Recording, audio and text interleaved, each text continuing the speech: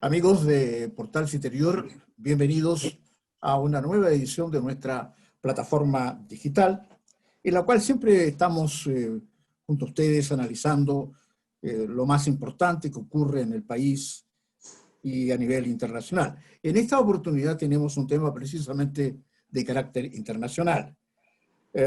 A la luz de los problemas suscitados en esta tensa relación entre China y los Estados Unidos, se ha producido una serie de situaciones que afectan a nuestro país y diríamos a Latinoamérica. Y para tener una fuente de primera mano, hemos recurrido a alguien que está ahí precisamente en el centro de la situación y nos puede dar luces sobre este tema. Hemos invitado a don Álvaro Echeverría Sánchez. Don Álvaro es vicepresidente de la Cámara de Comercio Asia-Pacífico, el director del Hong Kong Latin America Business Association y es el director del Hong Kong Trade Development Council para la costa pacífico de América Latina, digamos. Es decir, estas tres entidades son, queridos amigos, facilitadoras del comercio que ayudan a la integración precisamente comercial entre América Latina y el Asia. Funciones que por lo demás nuestro invitado cumple hace ya más de 20 años, entiendo. Don Álvaro, un gusto, un placer de tenerlo por acá y de que haya aceptado nuestra invitación y se haya hecho un hueco en sus múltiples actividades. Entendemos que usted está en este momento en Miami, los Estados Unidos, ¿no? Así es, así es. Muchas gracias, Paulino, por la invitación y muchas gracias a la plataforma por esta oportunidad de poder conversar con vuestra audiencia y contigo sobre lo que les ocupe. Claro. Muchas gracias, Álvaro. Bueno, para empezar, digamos que se ha dicho, se ha escrito mucho en la prensa sobre esta situación un tanto complicada que existe actualmente, que se le agrega a la pandemia, imagínense ustedes, entre las dos potencias, Estados Unidos y China. Álvaro, desde su perspectiva, esta situación que ya se viene arrastrando desde un tiempo, ¿tiene algún viso de distensionarse o de mejorarse o continúa con la virulencia con que la observamos hace algún tiempo atrás? ¿Cuál es la situación de hoy en respecto a este tema? Mira, yo creo que acá el tema hay que retrotraerse un poco cómo se genera justamente este problema entre Estados Unidos y China. Cosas que hace, yo diría, 40 años atrás era impensado.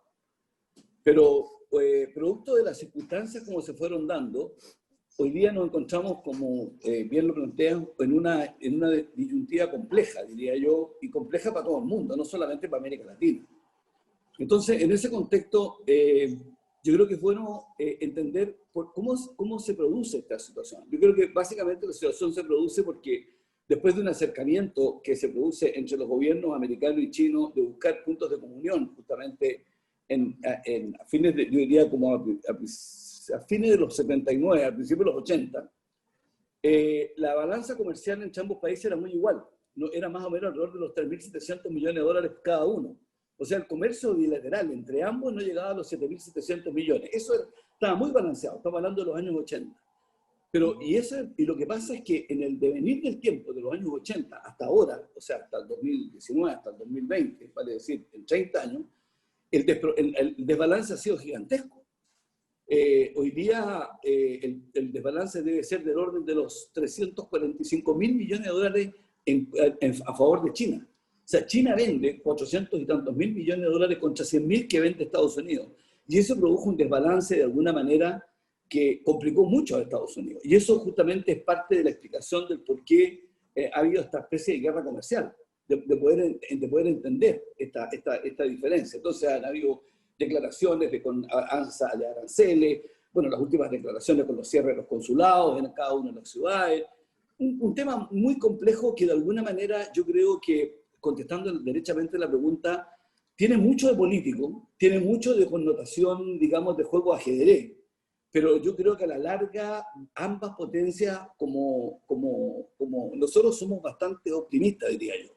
Yo creo que en el fondo se va a buscar un punto de solución. Hay que esperar lo que pase en las próximas elecciones de noviembre, con respecto a las elecciones de Estados Unidos, ver qué es lo que va a pasar con el 14º plan quinquenal de China. Hay que recordar que China trabaja con estos planes quinquenales, estamos finalizando hoy día el 13º plan quinquenal, lo cual da una perspectiva y una perspectiva de lo que hace China en los próximos años.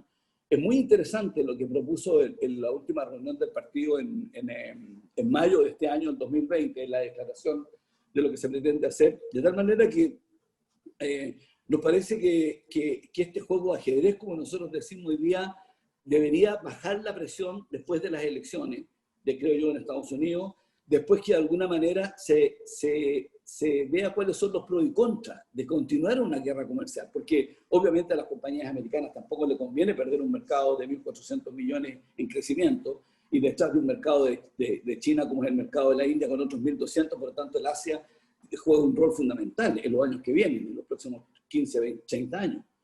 Así que yo diría que en ese contexto nosotros somos más bien optimistas. El tema está en la contingencia ahora y cómo puede afectar hoy día esta situación compleja en la que estamos viviendo. Oiga, Álvaro, pero sí, es entendible eso porque coincide con el análisis que hacen personeros y políticos y economistas, incluso lo que usted plantea. Pero hay una situación que también tiene algo que ver con la política, como usted lo planteaba, y que dice relación no tan solamente con la elección en Estados Unidos, sino que con la situación en Chile, digamos. Chile tiene pasando por una situación compleja, digamos, y tiene dos situaciones complejas, el llamado estallido social, ¿verdad? Y esta pandemia que tiene el país paralizado. Entonces, va también a depender, cree usted, no tan solamente de la elección norteamericana, sino que un poco el cómo Chile vaya definiéndose por políticas más abiertas, ¿no? Por políticas más abiertas, porque hemos observado que uno de los problemas de Trump es una especie de vuelta al proteccionismo, ¿no? Claro. Entonces, claro, si en el caso de Chile también se da eso, con un nuevo escenario político, también se complicaría, ¿no? Sí. Mira, yo creo que aquí hay dos cosas. Con mucho optimismo, Paulino menciona dos problemas, dos crisis. Yo creo que son cuatro. Yo creo que tenemos una crisis institucional, tenemos una crisis de salud, tenemos una crisis social y hoy día tenemos una crisis económica. Y en ese puzzle está metido hoy día Chile, que no es fácil de poder salir. No es fácil de poder salir porque está en juego un poco la parte de la institucionalidad y está en juego un poco el modelo y está en juego un poco cómo despejar esta incertidumbre, cómo despejar esta desconfianza que se ha generado en el país, producto de las cosas que se hicieron mal y productos que en el fondo yo creo que todos de alguna manera, el sector público, el sector privado y de todos los sectores han sido un poco responsables del momento en que estamos. Aquí esto no es, y no es para entrar en el tema político, que no es nuestra especialidad, pero yo creo que en el fondo debemos asumir todo un poco la responsabilidad, la carga de cómo se generó esto y en lo que estamos y ver cómo salimos. Porque realmente Chile tiene una imagen muy buena afuera, independientemente de lo que yo creo que lo que ha hecho Chile en los últimos 30, 35 años no es menor, desde el punto de vista de crear una institucionalidad, de crear una imagen, de crear un punto de seriedad, que hoy día pudiera estar en cuestionamiento si es que no se llega a una solución rápida. Yo creo que estamos jugando contra el tiempo en este contexto, y jugando contra el tiempo quiere decir de que el tema de la inversión, el tema de las reglas del juego que se van a jugar en el mundo, y particularmente en América Latina, Chile debería tomar una posición lo antes posible. Así que el llamado está, ojalá, a cerrar filas en torno a lo que sea lo mejor, escuchando el llamado de lo que pasó en octubre del año pasado, escuchando a la sociedad civil desde Arica a Punta Arenas, y ver de qué manera, de alguna manera, construimos un país que en el fondo, en que todos quepan. Construimos un país que en el fondo apunte a la unidad, que apunte, digamos, a establecer un mayor grado de igualdad y oportunidad para todos. Nosotros estamos absolutamente en esa línea y yo creo que si Chile da esa señal lo antes posible va a ser mucho más clarificador y mucho más, digamos, estable, sobre todo para el tema de las empresas de afuera. Hay que pensar, Paulino, que hace 10 años atrás Chile estaba corriendo un poco solo en esta apertura económica de firmar los tratados de libre comercio, de establecerse en el mundo internacional. El resto de los países estaba bastante más cauto, diría yo, era mucho más prudente. No existía este nivel de apertura hacia el mundo. Y Chile apostó justamente en los gobiernos de Erwin, de Lagos, justamente de Frei, de poder abrirse hacia el mercado mundial, ¿no es cierto?, bajar los aranceles y permitir el libre juego de comercio. Bueno, eso hoy día es lo que nos tiene hoy día de alguna manera con un gran grado de dependencia del comercio exterior. Por lo tanto, si rifamos o de alguna manera esto lo ponemos en cuestionamiento, puede ser muy complejo para Chile, porque no tenemos una gran industria, porque no tenemos una buena fuente de servicios, porque tenemos una ubicación que es compleja desde el punto de vista de la ubicación en América Latina, tenemos una población también de que no es gravitante en el mercado mundial, por lo tanto no tenemos mucho donde agarrarnos, tenemos que agarrarnos justamente en la institucionalidad que creamos, del capital humano que hemos desarrollado en el país y justamente de la certeza que pudiéramos dar para adelante. Y ahí yo creo que, y ahí de alguna manera volver a asumir un liderazgo, ¿no es cierto? A lo mejor es malo que lo diga, pero en el fondo la situación compleja de la que está pasando Argentina, la situación compleja de la que está pasando Perú, que corre con dos carriles distintos, ¿no es cierto? Perú político y Perú comercial. La misma situación compleja también de Brasil, que es un híbrido no fácil de tomar desde el punto de vista internacional. Lo mismo pasa con Colombia. Entonces, el mundo internacional está viendo, y particularmente China y los Estados Unidos, están viendo cómo de alguna manera acercarse al mercado de América Latina a través de algo. Ese algo hoy día no existe. Ese algo es un buen intento que ha hecho la CEPAL de poder unir a los países que juegan un rol muy individualista, diría yo, muy partidista cada uno, y que no había un espíritu de integración a nivel de América Latina. Entonces, yo creo de que ahí hay una oportunidad que si Chile entiende esta dinámica y la entiende el país primero, ¿no es cierto? Podríamos nosotros retomar un poco la senda, corregir los errores del pasado y volver a retomar una posibilidad de esperanza y posibilidad para el futuro.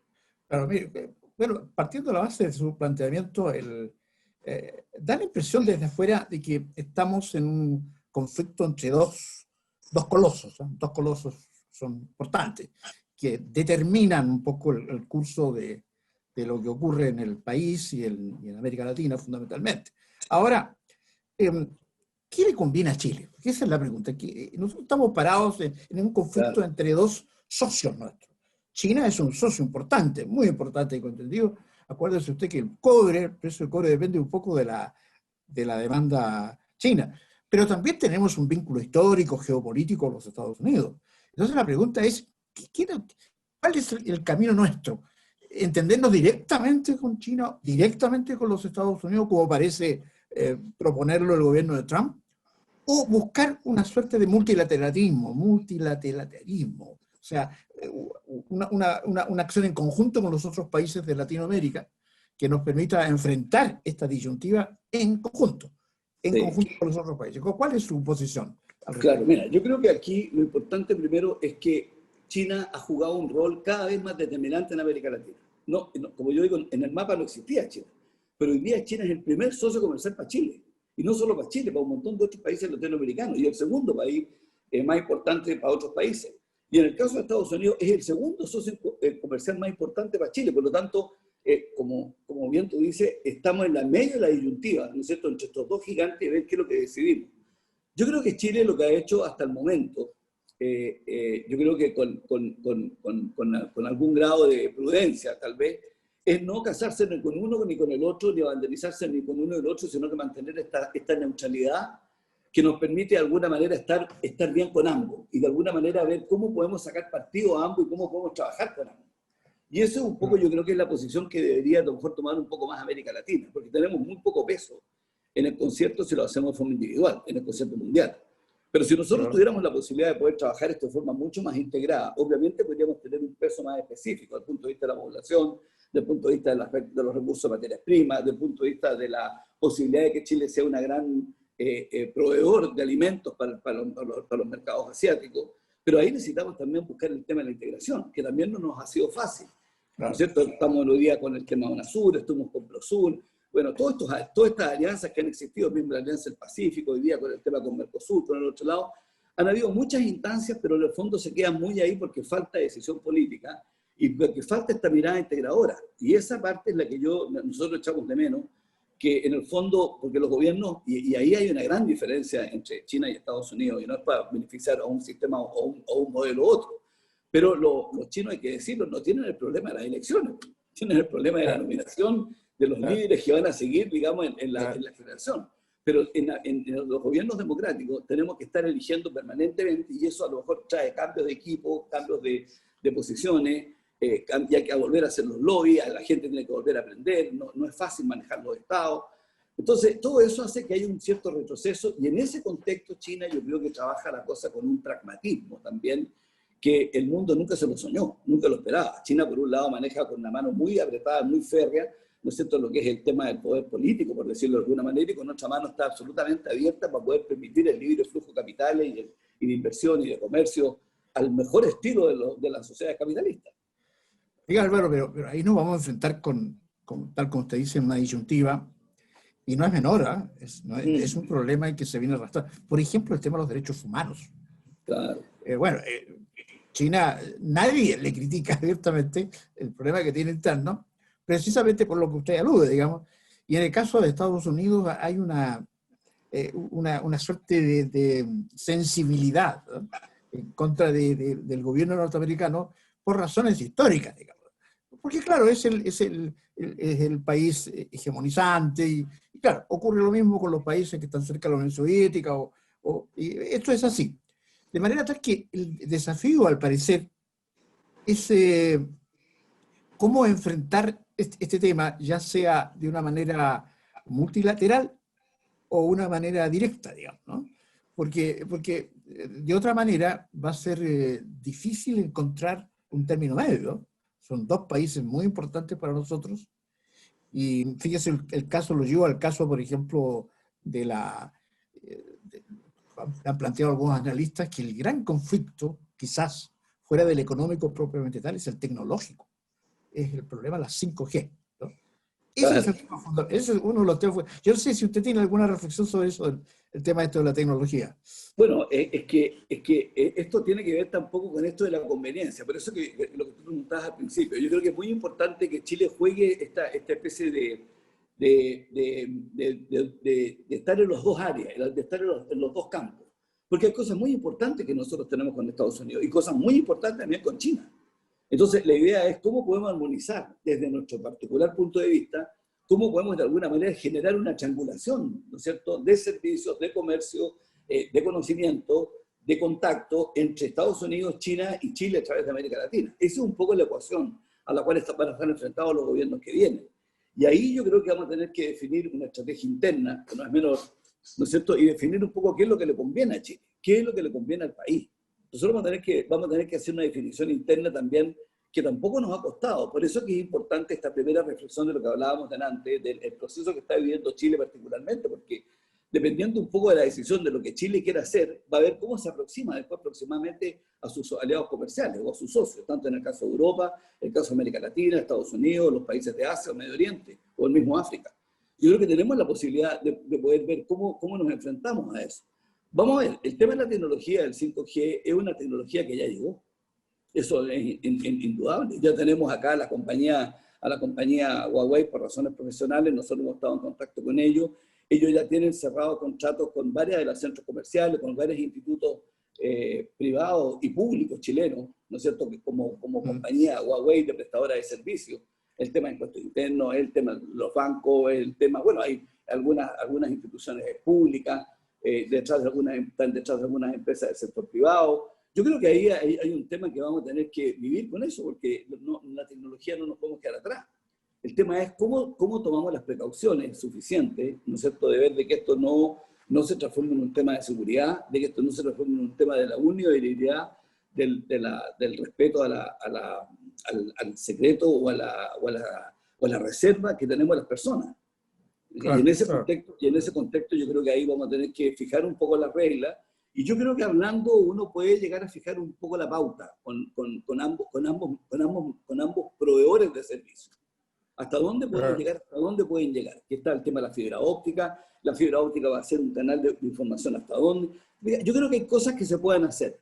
Por lo tanto, es importante mantener el diálogo abierto, mantener el tema de las comunicaciones abiertas, mantener muy clara la posición de lo que quiere Chile. Y en ese contexto yo creo ahí que no es menor, que yo quiero volver a insistir en eso, Chile adolece de un plan estratégico, Chile adolece de un plan de visión de largo plazo.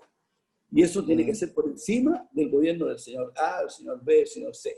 En ese contexto, el ideal sería que se juntaran una especie de think tank, una especie de, a lo mejor entre el mundo gremial, el mundo académico, los mismos grupos de pensamiento que tienen los mismos partidos políticos, en una de esas, con algunas connotadas personalidades del mundo civil, ¿no? Y ver de qué tipo de país es el que se espera construir.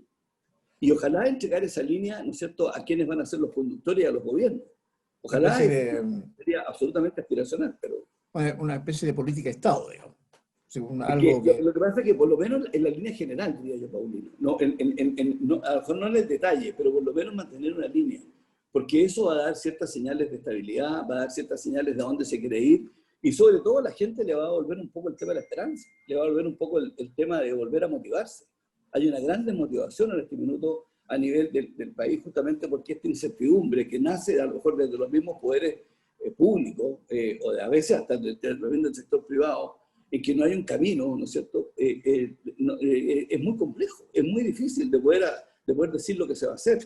Y como afortunadamente nos llegó, y eso es la parte positiva, llegó el COVID y el tema de la pandemia, volvió a poner a emparejar la cancha en todo el mundo.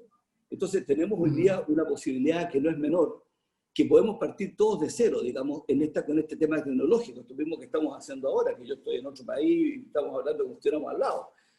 Y esto nos da la posibilidad de poder estar en igualdad de condiciones a personas que nunca han tenido acceso, teniendo acceso y teniendo la conexión, que eso sí debería preocuparse el gobierno de poder dar esa posibilidad a todos. Estamos en condiciones de poder competir con cualquiera. Y eso, yo creo que eso nos da la posibilidad entonces de decir que donde nazca el talento, donde estén los máximos valores y virtudes del ser humano, y que sean capaces de poder esto transmitirlo a una sociedad, vamos a pensar que eso es justamente lo que van a marcar la cancha, y en virtud de eso entonces decir que efectivamente las contrapartes van a tener a qué atenerse, saber a qué atenerse con respecto a Chile. Claro. Y hay otro aspecto que es el que estamos padeciendo actualmente, que es el problema de la pandemia, ¿no? Se ha esparcido ese rumor que a nuestro juicio es un tanto malévolo, digamos, culpando a China de ser negligente en relación al tratamiento que se le dio a este virus en un comienzo, ¿no? Y eso ha esparcido una especie de opinión contraria respecto a ese país, ¿no? Y eso es un tanto peligroso, ¿no cree usted? Porque saca el problema que usted está planteando muy técnicamente de su eje, que es un eje económico, un eje geopolítico. Que no tiene, la pandemia es un desastre, digamos, pero uno no creo que responsablemente se le pueda culpar a un país de esto, digamos. Claro. Lo que pasa es que China y aquí hay que retrocederse más para atrás todavía. Lo que pasa es que China tiene formas de hacer las cosas distintas. Acuérdate que China era un país que no pertenecía a la Organización Mundial de Comercio. China ingresa a la OMC solamente en 2001 y antes hacía las cosas al estilo chino. Pero cuando China quiso integrarse al mundo, se integra a la OMC en 2001 y empieza a entender que tiene que cambiar la forma y los procedimientos y las formas y la metodología de cómo acceder al mundo, de cómo encontrarse con el mundo. Con Bush, con Bush se produce, claro, con el presidente Bush, se produce el ingreso a la OMC. ¿No? Claro, y lo que pasa ahí entonces es que tienen que aprender a cómo digamos, como reculturalizarse dentro de su propia cultura, de una cultura de 4.000 años. Y eso hace entonces que al final tiene que empezar a mirar las cosas de forma distinta. Y esto le ha costado mucho a China. Entonces, China tiene una forma de mirar las cosas que en el fondo resultan complejas para el mundo occidental. Y dentro de esa complejidad para el mundo occidental, justamente es cómo ven los problemas o cómo se aproximan a los problemas. Entonces, cuando se crea el tema de la pandemia, hay que decir que ya había una imagen de China, una imagen distorsionada, una imagen compleja. O sea, todo el producto que venía de China, mala calidad. Este es el producto importado, made in China, ¿no es cierto?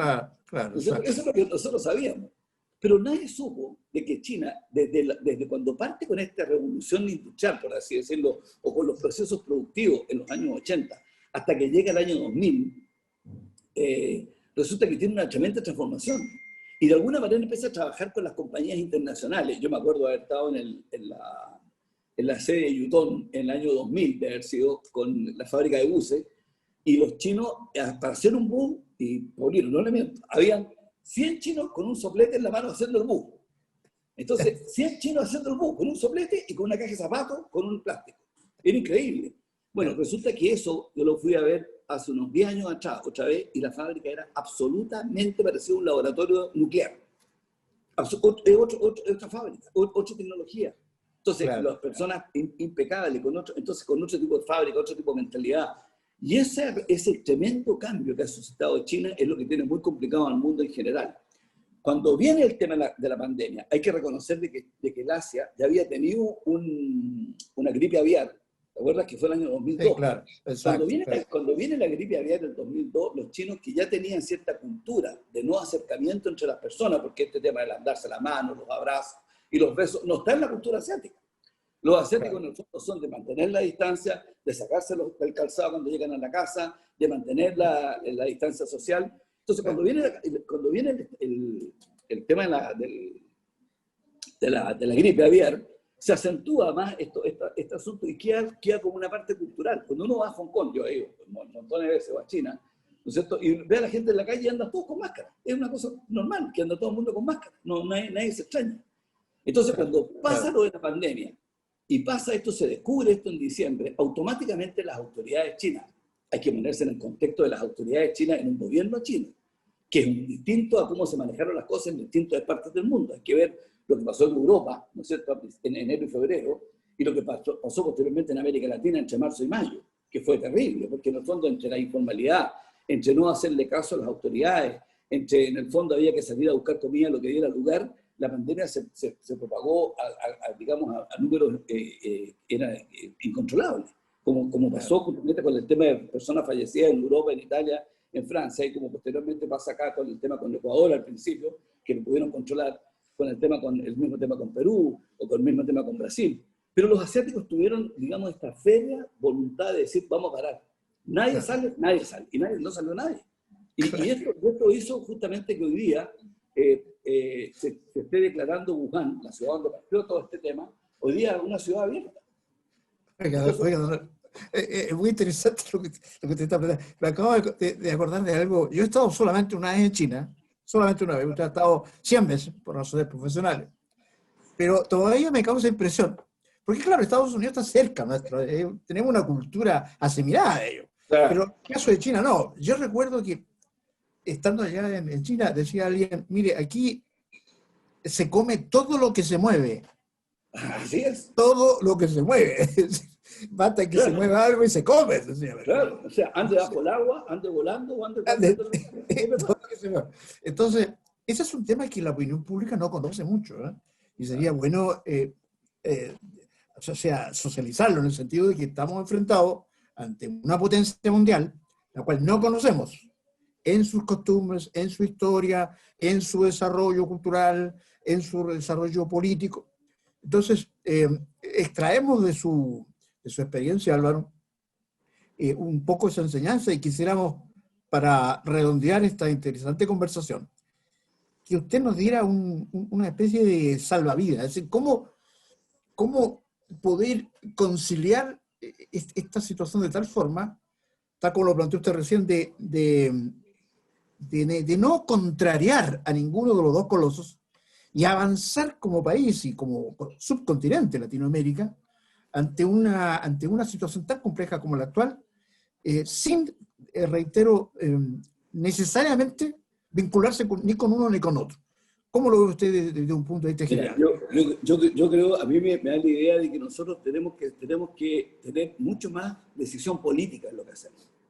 Esto no quiere decir jugar a medias tintas ni para uno ni para otro. Es verdad que hoy día políticamente, como estábamos hablando delante, tenemos que jugar con esta especie de neutralidad.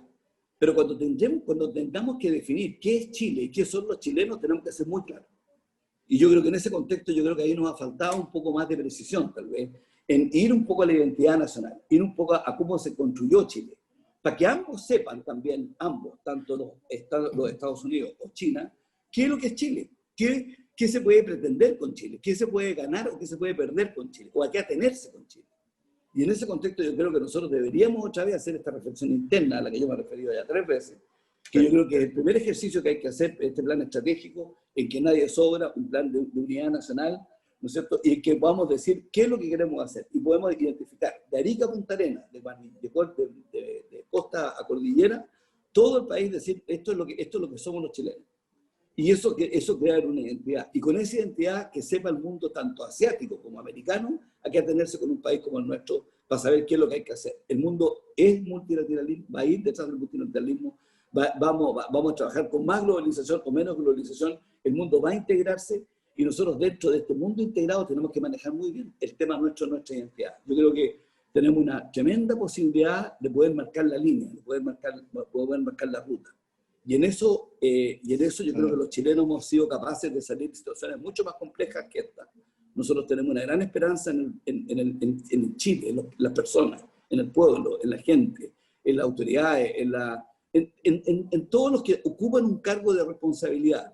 Puede que estén, y lo hemos dicho, que estén equivocados, pero en el fondo hay que establecer los diálogos, hay que abrir los espacios, y en ese contexto yo creo que una vez que definamos un poco lo que se quiere hacer, vamos a tener una gran posibilidad de poder decir qué es lo que hay que hacer. Entonces, más que mirarlo como un salvavidas, diría yo, más que mirarlo como que estamos en el medio de una catombe, yo creo que hay que asumir un rol más protagónico desde el punto de vista del país, hay que asumir un rol más de liderazgo desde el punto de vista del país, rescatar las fortalezas que tenemos desde el punto de vista del país, de fortalecer nuestras instituciones, ¿no es cierto?, darle el respeto y la dignidad que todos se merecen y en virtud de eso volver a construir un país que es el que todos esperan. Yo creo que eso va a ser una señal muy clara, mantener la transparencia, mantener la franqueza, mantener la sinceridad, mantener los temas de lealtad, los temas de valores.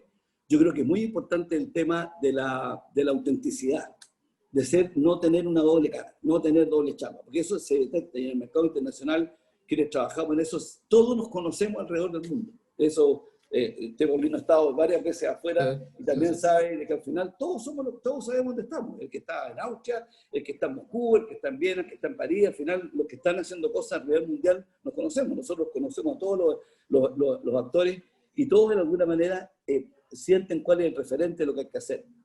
Por lo tanto, dar señales claras, mantener este espíritu de unidad dentro de la diversidad, porque bienvenida la diversidad, ¿no es cierto? Pero trabajar en este espíritu de unidad en que podamos dar una señal importante de lo que puede ser el país, y una vez como país, ver cómo esto lo volcamos a América Latina, y de América Latina damos una señal para seguir trabajando articuladamente, sacando lo mejor de Estados Unidos y de Chile. Gracias, don Álvaro.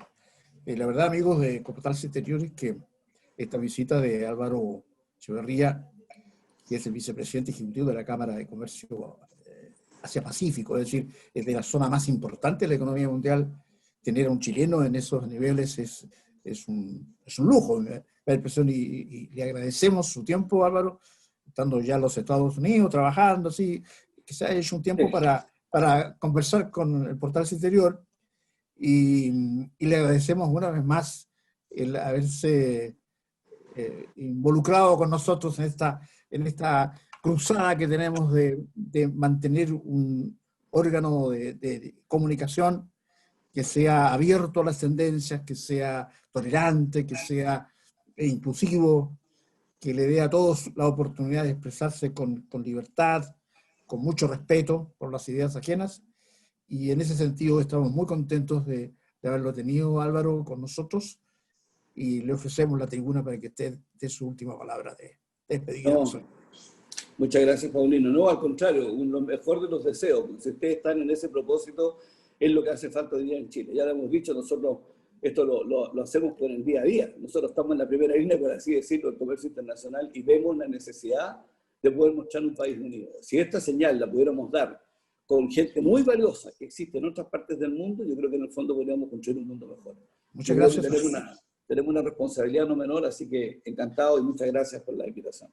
Muchas gracias, Álvaro. Y ustedes, amigos del Portal Interior, una vez más nuestro agradecimiento por su sintonía, por su lealtad, por sus muestras de cariño, por el trabajo que hacemos. Y recordar de que las suscripciones a nuestro portal son gratuitas, usted puede hacer uso de ellas y tener una información día a día, paso a paso de lo que hacemos y de nuestra programación. Tenemos siempre importantes actividades e importantes invitados como el día de hoy, de manera tal que nos veremos en otra oportunidad y nuevamente gracias por su sintonía. Adiós, Álvaro. Adiós, amigos. Gracias. Gracias a todos. Salud.